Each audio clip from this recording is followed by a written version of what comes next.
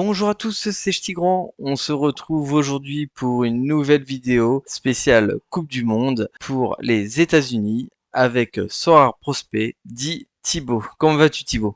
Ça va très bien et toi, on est en pleine saison MLS, donc ça va encore mieux, j'ai envie de dire. Ah, ça pour toi, hein, là c'est bientôt la coupure pour l'été. La MLS fait partie des championnats qui va continuer à jouer et à performer, donc j'avoue que pour toi c'est parfait, je pense. Ah bah c'est sûr que c'est super excitant. On a une dizaine de journées qui se sont passées en MLS et les équipes commencent à avoir leur plein régime. Et on commence à avoir des 11 assez clairs dans chaque équipe. Donc je sais qu'il y a beaucoup de personnes qui sont lancées dans la MLS et là vous allez kiffer cet été. Et au niveau des drafts, ça a donné quelque chose d'assez intéressant. Au niveau de la draft, alors en MLS, c'est vrai que globalement, les joueurs passent plutôt par les centres de formation. Donc Ouais. à la draft, on n'a pas toujours des très très bons joueurs, mais franchement, il y a un petit gardien là qui s'appelle Celentano, qui a été pris par Cincinnati et qui est titulaire et qui est plutôt intéressant. Et le numéro 1 de la draft cette année, c'était Bender, qui a été un équipe d'extension de Charlotte et qui est aussi un jeune intéressant. Et il y a deux phénomènes aux États-Unis qui sont à comprendre au niveau de la MLS. C'est vraiment le phénomène de draft, c'est-à-dire que les équipes dans les dernières positions choisissent les meilleurs jeunes. Ça permet de rééquilibrer le championnat petit à petit. Et la deuxième règle, c'est le salary cap, c'est-à-dire que les équipes ne peuvent pas payer un type de salaire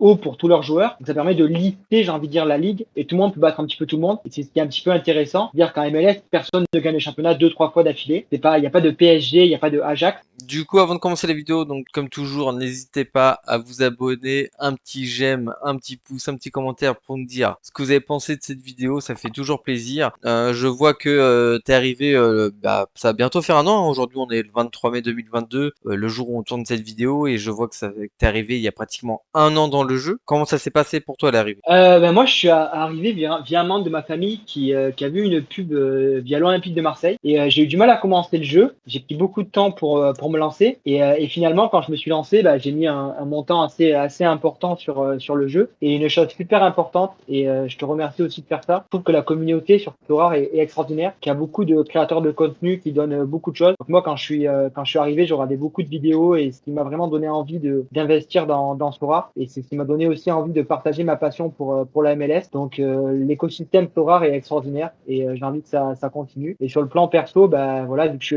fais la MLS, je suis parti sur la MLS, ce qui paraît logique. Et ce que je conseille toujours, c'est que si tu aimes l'Asie, fais de l'Asie. Tu aimes la Belgique, prends des joueurs de Belgique. Et il faut pas toujours suivre la hype, il faut faire ce qu'on aime et surtout suivre ses joueurs avec plaisir et suivre les matchs avec plaisir. Parce qu'au-delà de Sora, je pense que ce qu'on aime plus, c'est le foot. T'as commencé le jeu avec combien en argent? 10 000 euros, tout 10 000 pile. euros. Donc il y a un an, 10 000 Voilà. euros, un an, t'as doublé, c'est ce qui est plutôt vraiment pas mal. Je vois que t'es basé sur les super rares. Ça va un petit peu à l'envers des conseils, mais voilà, moi je suis un optimiste naturel, donc je pense que Sora va continuer à augmenter, à croître et qu'il y aura de plus en plus de managers. Et peut-être qu'un jour les super rares auront leur vraie valeur. Donc j'ai que deux équipes et j'ai que des joueurs MLS, donc voilà, j'espère que ça continuera et la MLS a re-signé avec Sora, avec toutes les équipes, avec les maillots, donc on se régale en américain. C'est parti pour cette équipe des États-Unis. Ben, je pense que je vais faire un petit historique d'abord parce que je pense que c'est important d'abord de dire que cette équipe-là n'était pas à la Coupe du Monde en 2018, qui est vraiment une hérésie, franchement, parce qu'on sait que les qualifications, il y a vraiment deux grosses équipes normalement qui sont le Mexique et les États-Unis, qui vont presque tout le temps à la Coupe du Monde et qui gagnent, on va dire, toutes les coupes continentales et la Ligue des Nations. Donc les États-Unis ont gagné la dernière Gold Cup en 2021 et la dernière Ligue des Nations en 2020, mais n'étaient pas à la Coupe du Monde en 2018. Et dans ce duo, maintenant, c'est un peu un trio parce qu'il y a une troisième équipe qui commence à devenir de plus en plus forte, c'est le Canada. Les États-Unis se sont qualifiés en 2022 pour aller à la Coupe du Monde. Ils ont fini deuxième des qualifications. Et la dernière chose que j'ai envie de vous dire à tous, c'est qu'en 2026, les États-Unis, le Canada et le Mexique accueilleront la Coupe du Monde et seront directement qualifiés. Et on sait que cette équipe américaine, sur son sol, a envie en 2026 d'avoir une équipe compétitive. Il y a un vrai objectif en 2026. Donc 2022, c'est un peu la construction d'un effectif avec pas mal de joueurs en Europe. On va voir et c'est ce qu'on va proposer, pas mal de joueurs U23 parce que les États-Unis se projettent au-delà de 2022 en 2026 d'accueillir la Coupe du Monde et quand on accueille la Coupe du Monde, on a envie d'être performant. Bon, on est parti pour notre premier joueur. Ouais, on est parti pour notre premier joueur et après voilà petite chose au niveau du coach Greg Berhalter qui est un peu critiqué parce qu'il fait souvent le choix de joueurs MLS. Et le premier joueur que je vais présenter c'est un joueur MLS MLS, Mhm. c'est Matt Turner, le gardien de New England.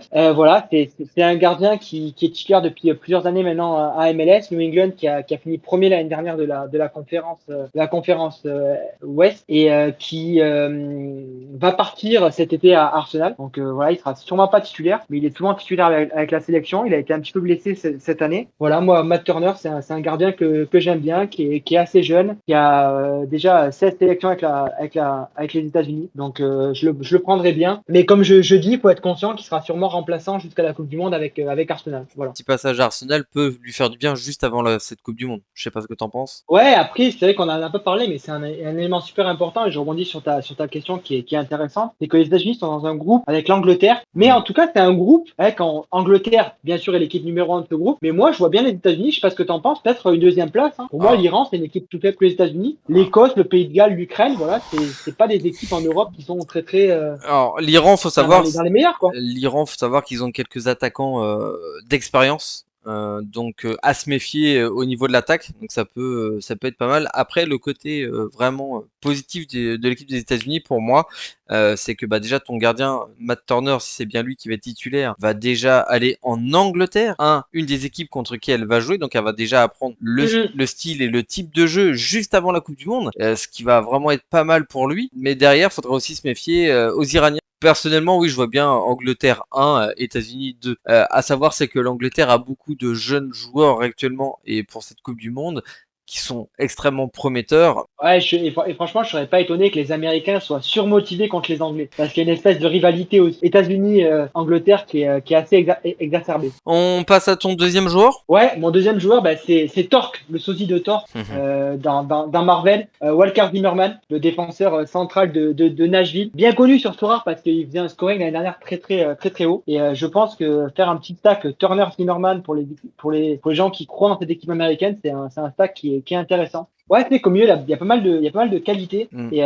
j'ai envie de présenter Tyler Adams, qui joue à Leipzig. Enfin, qui joue. Voilà, c'est pas vraiment un titulaire indiscutable avec Leipzig. Mais bon, Leipzig, c'est une équipe des Champions. Donc, on parle de l'équipe américaine. Et franchement, je pense que ce sera un titulaire presque indiscutable dans cette équipe-là. Ben, on voit qu'il joue peut-être de plus en plus avec Leipzig. Donc, ça peut être peut-être un choix intéressant pour la saison prochaine, voire la saison d'après. Déjà, 27 sélections à son âge, c'est important. Et le deuxième au milieu de terrain que je mettrais, c'est Younous Moussa, qui est un peu dans le même profil, pas dans le même championnat, qui est lui en Espagne à Valence et qui est pas un titulaire indiscutable, mais qui joue aussi pas mal avec Valence, qui rentre presque à tous les matchs. Donc voilà, moi je mettrais deux U23, donc Moussa et Adams, c'est mes deux conseils sur cette équipe américaine. Oui, au milieu il y a beaucoup de talent. Est-ce qu'on passe à l'attaque? C'est parti. Allez, ah ben l'attaque, là franchement, c'est le débat aux États-Unis. C'est savoir qui sera le numéro 9 de la sélection. Parce que franchement, ils n'ont pas trouvé leur numéro 9. C'est la grosse question qui continue dans les médias à faire beaucoup d'articles aux États-Unis. Donc il y avait un numéro 9 qui était un peu le titulaire, qui est Guy Zardet, qui est un ancien qui joue en MLS.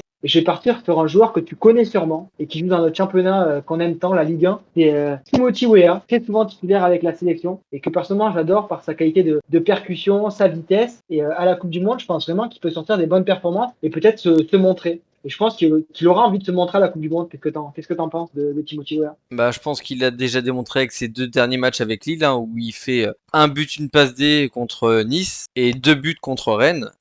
C'est ses meilleurs matchs pratiquement de la saison. Joueur avec de la qualité de jeu, U23 jusqu'en 2024. C'est un joueur qui cesse d'augmenter ses compétences et sa valeur dans l'équipe. Donc je pense que l'année prochaine, il a de grandes chances de pouvoir encore performer et du coup être titulaire avec cette équipe des États-Unis. Surtout quand tu vois en plus qu'il a fait ses classes de U15 à U23 avec les États-Unis, 21 matchs dont 2 buts avec les États-Unis. Enfin voilà, c'est un joueur qui s'est montré déjà malgré son jeune âge. Comme on a dit, il a 22 ans, il s'est déjà pas mal montré. Voilà, c'est un joueur d'avenir, je pense, et un futur grand joueur européen. Ouais, c'est ça. Et surtout, je pense que pour la Coupe du Monde, c'est un type de joueur qui aura envie de se montrer. Et j'ai juste envie de citer aussi un joueur qui a pas de carte sur Sora. Bon, c'est un peu une hérésie, mais c'est la vie qui fait ça.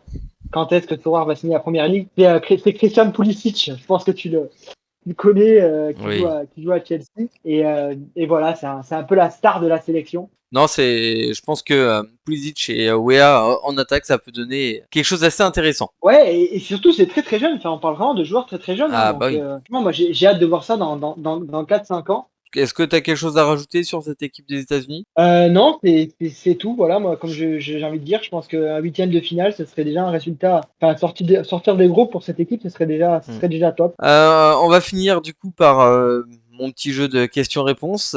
Simple, hein, plutôt championnat Europe ou Challenger?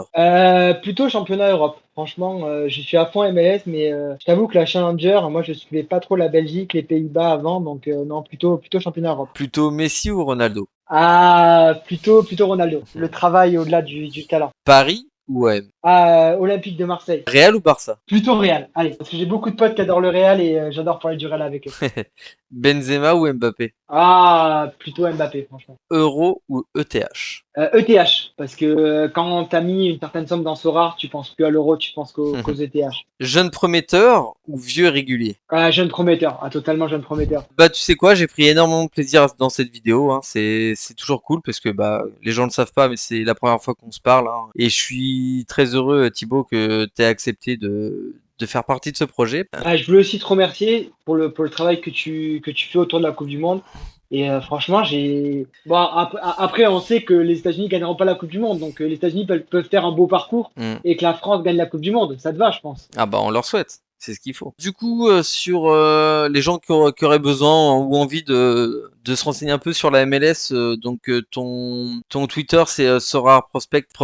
Sors prospect sur Twitter, voilà, je C'est- partage un peu des infos MLS, je discute, je débat, j'aime bien, je regarde des matchs, donc voilà, les gens qui aiment bien tout ça, ou qui veulent juste s'informer et qui aiment bien cette culture américaine, bah n'hésitez pas à venir, quoi, c'est assez cool et je pense que dans quelques années, on parlera de la MLS de manière différente, peut-être comme un championnat un petit peu référence en dehors de l'Europe. Comme Thierry Henry qui nous a fait ce plaisir d'aller chez les New-Yorkais, donc c'est Et Zlatan, pourtant bien un fan sûr parisien qui est qui est parti au bien sûr. Galaxy, c'était pas mal quand même. Je pensais à Zlatan, mais dans mon cœur, Henry est bien au-dessus, c'est pour ça. Ah ouais, Titi Henry. Ah oui. Et je pense à un autre parisien, il y a quand même eu Beckham aussi qui a fait une belle carrière aux États-Unis, faut le dire, au Galaxy. Et qui a acheté, enfin qui a un club actuellement avec Messi. Messi n'est pas encore entré en actionnariat, peut-être dans quelques mois, mais l'Inter Miami, oui, c'était le président, c'est David Beckham. Oui, mais Donc franchement, J'ai cru comprendre que Messi avait commencé à mettre un peu d'argent. À voir par la suite. tant qu'on parle de la MLS, je suis content.